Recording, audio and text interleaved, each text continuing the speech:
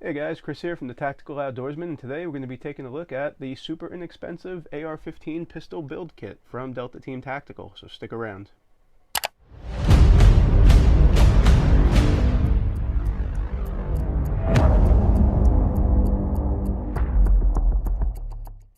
Alright, so today we got the Delta Team Tactical AR-15 pistol chambered in 5.56. This is the version with 11.5-inch barrel, 12.5-inch handrail.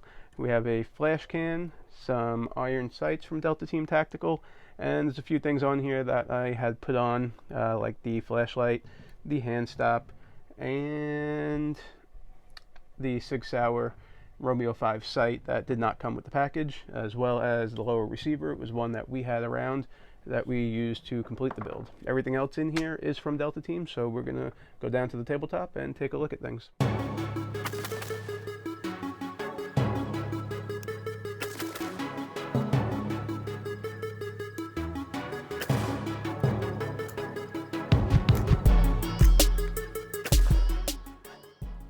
Alright guys, let's go ahead and take a look at the Delta Team Tactical AR pistol, chambered in 5.56 NATO. So this particular model is a 11.5-inch barrel and a 12.5-inch handguard. This one has a flash can on the front of it. Flash can comes to right about here. It's about 2.5 inches long. It's got about 1.5 inches or so inside of the handguard. So I think it looks pretty neat. So you have a stainless steel 1 7 twist barrel inside of here, standard stainless steel gas tube, and starting from the front up here, we have their iron sights. So they're nice flip-up iron sights. They lock in place. As I mentioned, Streamlight ProTac flashlight. This did not come with their kit, nor the handguard, nor the Sig red dot, or the lower receiver. But outside of that, working our way down here on the handrail, this is a clamp-on handrail, so it clamps on to your barrel nut. So you got the 2 screws to clamp it down, and then you've got 2 screws here and 2 screws on the other side, and those are set screws so that the handguard doesn't rotate. So I thought that was pretty cool. This version is a key mod version. They didn't have the M-lock. Key mod was on sale, so I grabbed it. No big deal.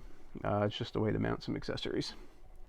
Alright, moving back, we have their bolt. This is an MPI bolt on there, and the carrier is just a standard carrier. We'll get into that a little bit more later. The parts in the lower and the upper receiver also mil-spec standard parts from their website, so nothing special there. Regular trigger, regular spring. 2 things that I did swap out on here is I put an ambidextrous safety and I put a bad lever on here. I just wanted to test the bad lever out. They had one on their website for cheap, so I picked it up and then threw it on. The ambidextrous safety, I put this on here purposely. Even though we were doing testing out of state with this, in my home state of New York, we're not allowed to have pistol grips. They're shaped more like a rifle stock. It's very difficult to get to the safety selector on the left-hand side of the firearm. So I'm accustomed to actuating the safety with my pointer, which you'll see in some of the video that we're going to put up. So that's why I purchased that. Moving back is their rear sight. So this is their rear stainless steel sight. And I think the front and the rear sight were only like 20 bucks. Pretty cheap, so I decided to just grab them and throw them on there. Charging handle is a regular mil-spec charging handle. I did see that they had an extension on their website, so I chose to go ahead and purchase that separately and install that, just so I can easily charge the rifle. So no big deal there. In the rear, we have the SB-A3 pistol brace, and that is mounted up on a regular standard mil-spec buffer tube, standard spring, standard weight buffer in there. So really not a whole lot of bells and whistles to this rifle. I just went ahead and added some pieces to help out with the testing and to make things look cool, but outside of that, the base rifle, without the lower, the red dot, the flashlight, and the hand stop, cost me about 450 bucks. So it was about 150 for the upper, and about I think it was about 250 or so for the lower and all the parts and the brace. So nothing crazy. So let's talk a little bit about how this performed at the range. So let's take it back up top. All right, here we are. So Delta Team Tactical AR pistol. What do I think of it?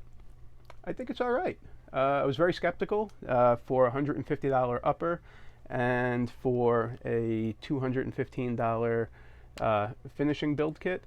I wasn't expecting very much out of it, but we got it out on the range. We put a few hundred rounds down with it, and there was zero malfunctions, no issues whatsoever. I wasn't expecting a sub MOA pistol out of this build, and rightfully so, because it's not a sub 1 MOA pistol. We were putting groups downrange at about 50 yards, and they were a couple inches, 2-3 inches. So it is what it is. If you're looking for something to have fun, I think this is perfectly fine. If you're looking for something with pinpoint accuracy, this is not going to be the way to go. And you can go look at something a little more expensive, like Bravo Company, that makes a very good and accurate upper if you want something a little more accurate. But if you're just looking for something to have fun with, I'd say that this is perfectly fine. I wasn't expecting much out of it, but I was pleasantly surprised. So if you're interested in a cheap pistol, something that you might want to look at, but that's up to you. Make your own decision, choose what's right for you. We'll see you soon.